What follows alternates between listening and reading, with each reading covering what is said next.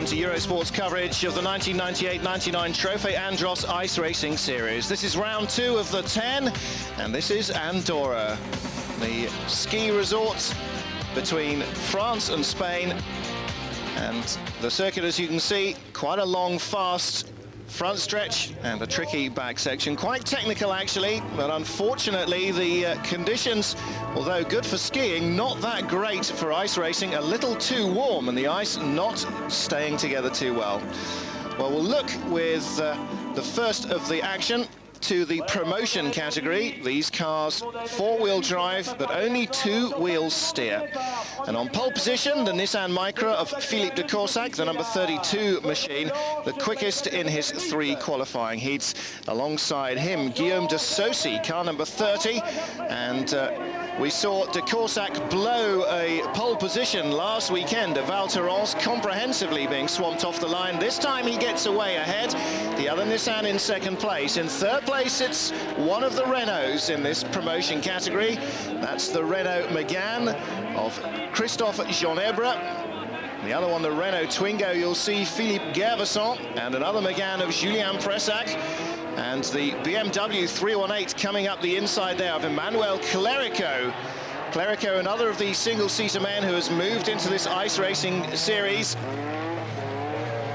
Clerico fourth on the grid with, in fact, that's Julien Pressac's Megane there. And there is the Twingo right on the inside. 31 is Philippe Gervasson. Well, look at the lead that Philippe de Corsac has got here, though. Trying to make amends for last weekend. And note how dark the ice is in some patches. That is the underlying surface starting to show through. And it has to be said that the Nissan Micras do work very well on loose surfaces. As rally cars and rally cross cars, they are very, very impressive indeed. And even these two-wheel steer cars in the promotion category, last year's four-wheel steer machines, the X-Works cars, they're going very well indeed in these less slippery conditions. You know, you might imagine that when they get down to the tarmac, as they have here in places, there is a little bit more grip available. But don't forget, because they're running on ice most of the time, these cars are running studded tyres. So in fact, it's the studs biting into the tarmac rather than the tyres meeting the tarmac. But still, the Nissans do like these mixed conditions more than, well, for instance, some of the Opels. 39 there in his Renault Megane, still pushing his Julien Pressac. And there's the Twingo behind him. Well, after last weekend in Val Thorens with the heavy snow and thick fog, it's good to be able to actually see the cars in action here. Fourth place still for Yvan Lebon, the BMW. And now he moves up into third, a mistake from the Renault. So Lebon's BMW 318i up into third place, but it's still Philippe de Corsac from Guillaume de Saucy. Nissan Micra's first and second. There's de Saucy, the yellow and white machine. The blue and white car, Philippe de Corsac leading. The blue BMW, third place, Yvan Lebon. Started in sixth position in this promotion final one. Two finals for the fastest 20 cars in the promotion class, and two finals for the fastest 20 cars in the elite class as well. Those are the real works supported machines. Checkered flag ready, and it's a Nissan 1-2. Philippe de Corsac wins. Guillaume de Saucy in second place. Third at the line, Yvan Lebon. And a real sort out among the Renaults, because coming through into fourth place, Christophe Jeanebre in his yellow Megane. There he is. Philippe Gervasson's Twingo stayed in fifth, but Julien Pressac making a couple of mistakes late on in the race, dropping from third to sixth.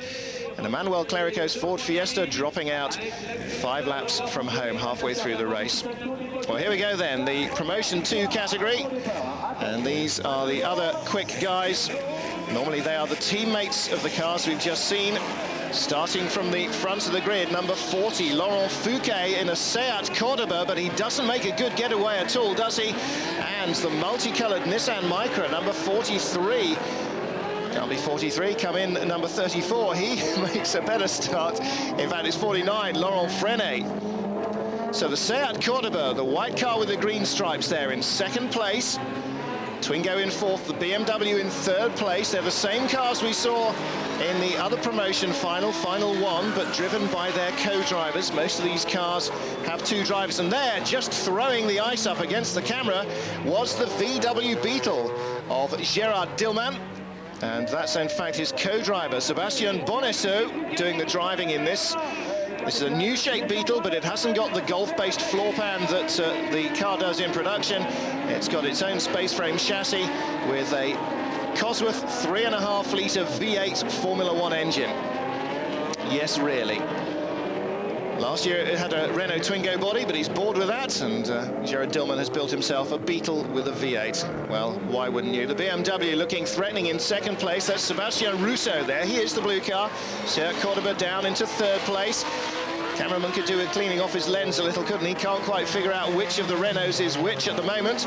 They're going through with the Dayglow orange and blue paint scheme was the Subaru Forester of Christophe Balla.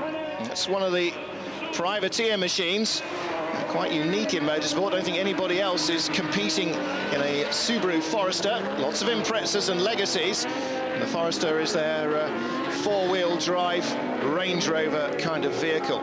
Well, you can see now that the slurry, rather than the ice, is really starting to break up a lot.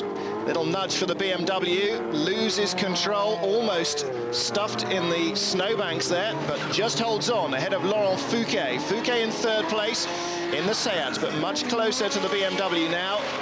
Sébastien Rousseau getting his foot back down, though, and getting back into the groove, chasing the leaders.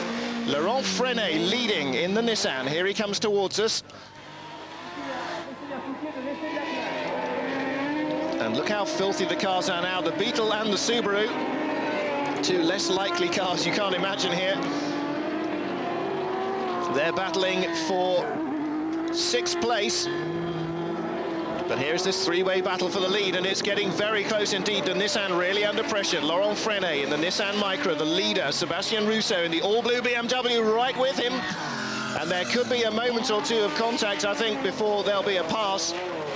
Laurent Freinet really holding the line well, and lots of slushy snow and ice offline here. These are very trying conditions. This is much more like a rally stage than a pure ice racing stage. Look at the very different cornering angle of the Seat Cordoba there, and perhaps that's why he's dropped back in the corner. The Nissan, the leader, and the BMW behind him were in parallel arcs around the long corner at the end of the main straight. The Seat with a much more understeery attitude. Of course, again, as you look at the cars coming towards you, very skinny tyres on these things, something that you wouldn't expect to see on a race or a rally car, except for in these conditions on a rally car. Very thin tyres, lots of studs to cut through and give you a grip in the ice. Oh, and the BMW is in trouble there. Sébastien Rousseau very nearly throwing away second place out of the final turn. He holds on at the line, though. Laurent Fouquet, Serge Cordoba in third place. The Twingo of Frédéric Gervasson in fourth. And the winner, of course, Laurent Freinet, led from pole position. And the overall classification at the end of the weekend, Laurent Fouquet is the winner here of the promotion class. And there he is in the center of the podium. The scratch, incidentally, is based on the points they earn all the way through their three qualifying heats, 98, 99, Trophee Andros, the ice racing series here on Eurosport. We're looking now at the elite class. These are the real works represented teams and the top privateers. Four-wheel drive, four-wheel steer, a 2-litre category and an unlimited category, which is essentially for engines up to 3 or sometimes 3.5 litres. And this is the category in which you will normally find the champions racing, and that's no different this year. Yvonne Muller, 3 times a winner of this series in the last 3 years, back to defend his title, and he opened his account last weekend at Val Thorens with victory and is the current championship points leader. But in the slightly more temperate temperatures here, this man, Stefan Peter-Hansel, driving the Nissan Micra, was the quickest man in qualifying, and he looks set to be having a very good weekend. So the Opel Astra, Opel after the works Tigris for 2 years, back with the new shape Astra, and on pole there, car number 1, Ivan Muller. Bertrand Ballard, the best of the rest, alongside him in second place. Pierre Collard, third quickest, and that's very good indeed. Philippe Gache in the Mega in fourth. Tommy Rustad, the Norwegian touring car race, in his Renault in fifth place, ahead of Jacques Lafitte. Jean-Philippe Deyraud, James Ruffier, Hervé Nappic, and Jean Bigard making up the rest of the grid here for this elite final number 1. Well, Ivan Muller with everything to gain here from the front row of the grid. He just drove away in demonstration. He's on the right-hand side of the picture as they get away here, and the race is his already, unless he makes a mistake now. Well, just ahead of us is the number 9 machine of Bertrand Ballard, one of the works Nissan Micras. And a big bumping and boring session behind. We're on board with Philippe Gache in the Mega, and Gache will want to sort himself out on the inside here. He's got a good run through, but he's down in third or fourth place, and Ivan Muller is well ahead. There is Pierre Collard in the Peugeot 306, and they're being nudged a little out of the way as a Renault Megane. And that'll be Tommy Rustad. Well, it's all off, my goodness me. I think Rustad getting slammed into the snow there. It's all getting very unruly here. That's half a Mega, incidentally, in the road, and that's where it came off. It was Rustad slammed into the barriers. Bertrand Ballard behind him. That's the camera view of Tommy Rustad. Now we can work out who that is. Didn't know that beforehand. And there's a souvenir for somebody. Don't think they'll get that in their pocket and out of the circuit, though. Ivan Muller leads them, but Technotique Peugeot, that's proved so quick last weekend. Car number 5, Pierre Collard in second place, but no! Fragility rears its ugly head again. Collard was in second place last weekend before the car retired, and it's blown again. Now, this car has an 1100cc turbo motor, much better chassis handling this year, but it looks as though fragility in the engine or transmission department has already cost them 2 good results. And facing backwards is the number 6 Nissan. Oh dear, Jean-Marie Bigard will want to sort himself out, and who's that going off? Oh dear, James Ruffier in the Opel Astra out of action as well. Wonder if those two collided. The Astra at the back of that little pack, incidentally, isn't an Astra at all. It's Jacques Lafitte in one of last year's Opel Tigres. He's racing for Denis Snowbeck's works team, and there is a bit of a problem. That's why the Nissan was facing backwards, and I would guess that that wheel came from James Ruffier, because we saw him heading off the circuit at a very odd angle. Well, beyond all that, here is our leader, Ivan Muller, coming back towards us. And Muller, really, for a man who cut his teeth in karting and went straight into single-seaters and really drove nothing else before he came ice racing. He was a Formula 3000 racer at that stage, has just taken to this sport like a duck to water. Very competitive in his first ever season, and the champion in all the 3 years he's competed in this since. The reigning champion, of course. He's now a touring car man as well. Works Audi driver for the last 2 seasons in Germany and then in Great Britain. And he'll be competing in touring cars again come the spring. But at the moment, he is very much the benchmark in this ice racing category. Well, there is jumping Jacques Lafitte, ex-Grand Prix driver, of course, and still a big household name in France. Here is Philippe Gache, like Ivan Muller, single-seater man. Came into this series, though, not as a works driver, but as a privateer last year. Did so well on a private car that the Mega team have brought him under their wing. He's now gone up from the 2-litre to the 3-litre class, and looking strong. He's in second place. Bertrand Ballard, we were just seeing there, in third place, but here is our leader. There's the Citroën Saxo of Hervé Nappic. We saw the red car, and he is chasing Jacques Lafitte, but 1 lap to go. Bertrand Ballard in third place. That was his teammate Jean-Marie Bigard. And the cameraman snaps back to pick up Ivan Muller, winning. And by some margin, 4.8 seconds ahead of Philippe Gache at the line. Gache in second, Ballard in third there. There's Tommy Rustad in fourth in what's left of his Renault Megane. Then Jacques Lafitte and Hervé Nappic in the Opel Tigre and the Citroën Saxo, respectively. So Ivan Muller winning Elite Final 1. Who'll win Final 2? Find out after the break. His activities in the second round of the Trophee Andros. 10 laps, and Stefan Peter-Hansel, the fastest man in practice, the man who had the best results in his qualifying heats, starts on pole. Alongside him, Marco Alén, the Finn, in the Opel Astra. In third place, Marcel Tarez, the ex-BMW driver, and this year he has gone, there he is, number 2 machine. He has gone for an all-new Works Citroën Zara. Jean-Pierre Malchet in fourth place, former Citroën and Peugeot driver, now in a Nissan Micra. Fifth on the grid, Gabriele Noborascu in the Peugeot 306 run by the Techno-Deek team. There it is, the yellow and blue machine. In sixth position on the qualifying lineup, Denis Snowbeck, the boss, and no longer the number 1 driver, undoubtedly, in the Snowbeck Opel Works team. Behind them, Frank Lagorce, single-seater race. Jean-Luc Paillet, multiple Euro Rallycross champion. Jean Ragnotti, the famous French rallycross and everything else driver. And René Arnoux at the back of the grid in his car number 12, the Opel Tigra. Well, it's Nissan and Nissan into the first corner, but coming up the inside, Marco Alén trying to hold on to second place, riding in the Mega. This is on board with Frank Lagorce. Marcel Tarez ahead of us, the number 2 machine, but he was getting a thump there from Gabriele Noborascu as well. Well, you can see there the Nissan ahead of us, and the Primigaz red, white and blue car. That is Marcel Tarez, Citroën Zara. But here is our leader, and that is Stefan Peter-Hansel. And like Ivan Muller in his heat, Peter-Hansel desperate to get away from pole and stay out of trouble, but Marco Alén really fired up here. Last year, like Ivan Muller and the rest of the team in the Opel Tigras, this year Marco has really tried to apply himself much more to the ice racing business. Didn't have the greatest of seasons last year, it must be said, but he's determined to win races this season.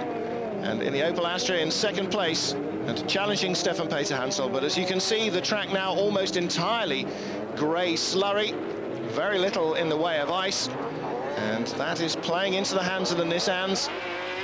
Incidentally, late on in the summer, the Nissan team took their ice racing cars to a rallycross test, and up against Jean-Luc Paillet, the reigning European rallycross champion, in his Citroën rallycross car, the ice racing Nissan was 2 seconds a lap quicker on the rallycross course, which means, of course, that when the conditions get very mixed, it seems to have some advantage, and Marco Alén showing that here, because Stefan Peter-Hansel, 6 times Dakar winner, of course, on the KTM motorcycles, leading this event. Jean-Pierre Malchet in third place, Marcel Tarez in fourth, ahead of Frank Lagorce and Denis Snowbeck. Gabriele Noborascu in 7th place in his Peugeot 306. Last weekend, he too retired from his elite final. Seen Pierre Collard do that. Maybe Noborascu will manage to get to the end. There he is, the yellow car just come into shot, but first and second are a long way away now from this man in third place. The 6 is Jean-Pierre Malchet. 4th place, car number 2, Marcel Tarez in his Citroën Zara. First 2 are through. There's Malchet in third. There is Tarez in 4th place, car number 2. Behind him in 5th place, it's the Opel Tigra. I beg your pardon, the Opel Astra of Denis Snowbeck. And Snowbeck putting the pressure on now.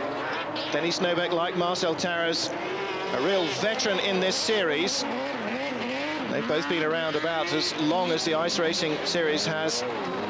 Now, incidentally, in its 10th season. Look there, a very graphic example of the 4-wheel steering on these cars.